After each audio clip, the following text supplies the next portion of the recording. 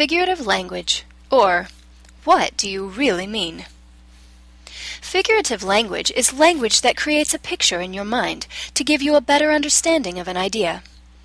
Whenever you say something and mean more than exactly what the words themselves mean, you're probably using figurative language. Today we'll be looking at 6 common types of figurative language. You probably see them every day in the world around you. Okay, you've all had it happen to you. You've seen him on TV, or maybe you saw her in the hallway at school. Whoever it is, that person is fine, and you can't sleep at night. How would you describe that person to your best friend? Chances are you will use a simile. A simile compares two things using the word like, or the word as. So, you might describe that adorable boy as just like chocolate, or perhaps she's sweet as candy. And we've all heard something like, she's as beautiful as a flower with lips like a red, red rose. All of those are similes. Notice that a simile compares things that we ordinarily do not consider to be like each other. Saying my next-door neighbor was as cute as Justin Bieber might be true, but it's not a simile. When people think of similes, often they think of metaphors at the same time. This is because both of them are comparisons. The difference is that metaphors do not use like or as to compare things. So, if your friend were talking about her cute new boyfriend and said, "He's my candy," she would be using a metaphor. Because metaphors aren't tied down to using specific words, they can be far more complicated than just a simple comparison in a sentence. Whole songs, poems, or even books can all be based around a metaphor. One picture idea that explains a completely different one. Take Garth Brooks' song, "The River." Garth talks a lot about sailing my vessel and facing rough waters. But is he really talking about sailing a boat down a river? Of course not. He's talking about living your life to the fullest and not letting the hard parts get in your way. Sailing the ship is the metaphor Garth uses to describe living his life. We've all seen a kitchen sponge. Chances are some of us have probably even used one to clean our house. And we might have even seen a sea sponge. But have you ever seen either of these sponges talk? Or laugh? Or brush their teeth? Of course you haven't. Unless you've watched a certain sponge on Nickelodeon do all of those things and many more. When you watch SpongeBob SquarePants, you're seeing a perfect example of personification. Personification happens when you give human or living characteristics to something that isn't human or living. Cars was a great example of a movie where almost everything was personified. Seeing cars that talk and drive themselves is a really obvious example of personification. In writing, however, sometimes personification is a little less obvious. How often have you read that a door groaned and complained when it was opened? Or the wind howled around our windows during the storm that night? The writer didn't actually mean the door or the wind woke up that day and realized they had something to say. The writer was trying to help you get a better understanding of the loud noises the door made when it was opened, or the strength of the wind during the storm, and the feelings it gave people inside the house. Our next type of figurative language can be tricky to pronounce.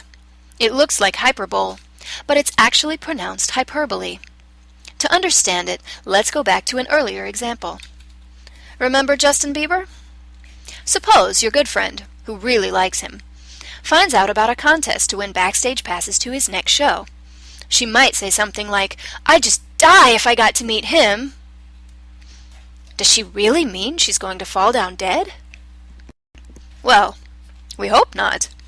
But chances are what she really means is that she would be very excited if she got to meet him, and maybe really nervous. Your friend was using a hyperbole, exaggerating for effect. Remember Pepe Le Pew? You might hear someone say he's head over heels for that poor cat he keeps mistaking for a skunk. Did he really flip upside down for her?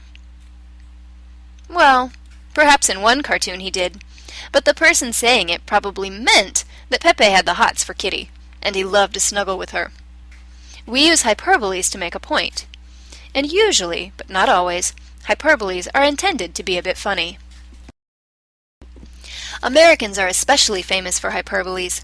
There is a whole genre of literature called tall tales that all are based around hyperboles. So it's not uncommon to hear stories about Pecos Bill riding the lightning or roping a tornado. Those are hyperboles too, used to tell a story. You don't really expect anyone to believe it, but they're a lot of fun to tell. Onomatopoeia is another type of figurative language. It's a funny word that means words that imitate or suggest the sounds they represent. We see this a lot in comic books. Words like pow and crash are real words that are meant to sound a little bit like their meanings. If you say crash just right, it sounds a little bit like someone dropping a vase on the floor, doesn't it? It shows up outside comic books too. We have onomatopoeia words in our dictionaries for the sounds most of our common animals make. Words like quack and meow are just two examples, but there are many more. What onomatopoeia words can you think of?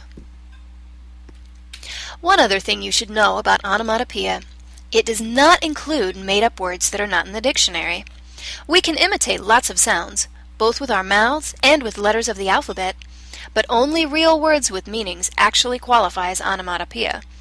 So, spyoing is a great sound effect, but it's not onomatopoeia. Our last type of figurative language can be a lot of fun: alliteration. It means repeating the same sound at the beginning or in the middle of words. Does that sound familiar? If you said tongue twisters, you're right. Tongue twisters use alliteration to make a line of speech tricky to say. This tongue twister alliterates two different sounds: the s sound in cells and see, and the sh sound in she and shells. Notice that only consonants can be alliterated. But alliteration shows up in far more than just tongue twisters. Advertisers love brand names and slogans with alliteration because they're easy for you to remember.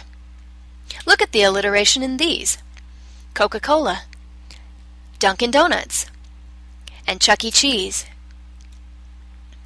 Alliteration also can show up in literature and writing.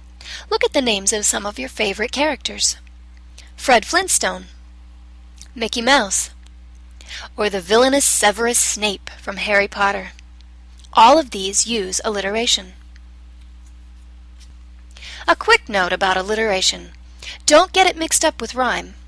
Alliteration repeats sounds at the beginning of a word, or sometimes in the middle. Rhyme repeats sounds at the ends of words. So while Sam I Am did a great job talking his friend into trying an unusual food, his story here is not an example of alliteration. These 6 common types of figurative language can be found just about anywhere you look. Let's go through them one more time. Simile, a comparison using like or as. Metaphor, a comparison that doesn't use like or as. Personification, giving human or living characteristics to things that aren't human. Hyperbole, exaggeration for effect. Onomatopoeia, words that imitate sounds. And alliteration, repeating the beginning or middle sounds of words. Now take a moment and look around you. What figurative language can you find?